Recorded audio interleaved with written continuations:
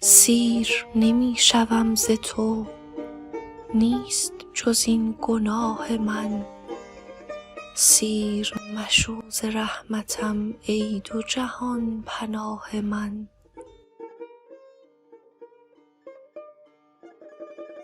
سیر و ملول شد ز من خنب و سقا و مشک او. تشنه تر است هر زمان ماهی آب خواه من.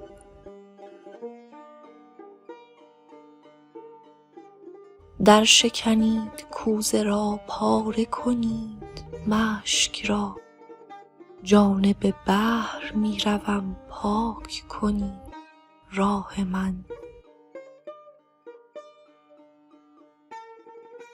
چند شود زمین وحل از قطرات اشک من. چند شود فلک سیه از غم و دود آه من.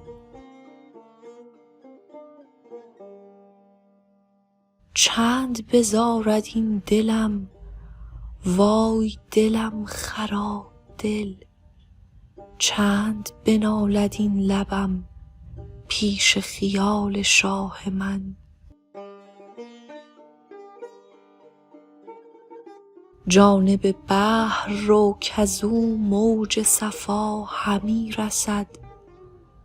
غرقه نگر ز موج او خانه و خانقاه من.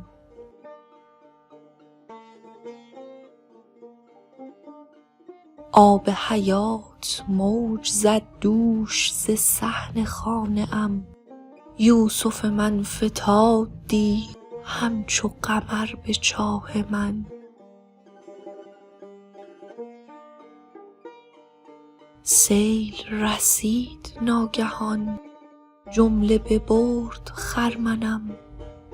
دود برآمد از دلم دانه بسوخت و کاه من.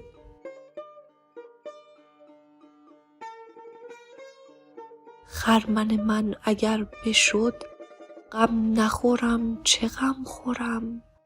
صد چو مرا بس است و بس خرمن نور ماه من.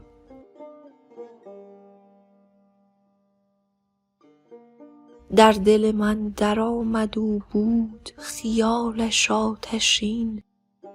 آتش رفت بر سرم سوخته شد کلاه من.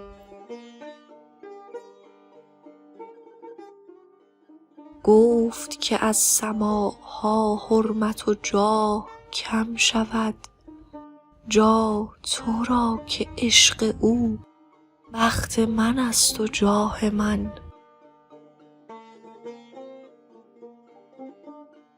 عقل نخواهم و خرد دانش او مرا بس است. نور رخش به نیم شب غره صبحگاه من. لشکر غم حشر کند غم نخورم ز لشکرش. زانک گرفت طلب طلب تا به فلک سپاه من. از پی هر غزل دلم توبه کند ز گفت و گو. راه زند دل مرا داعیه اله من.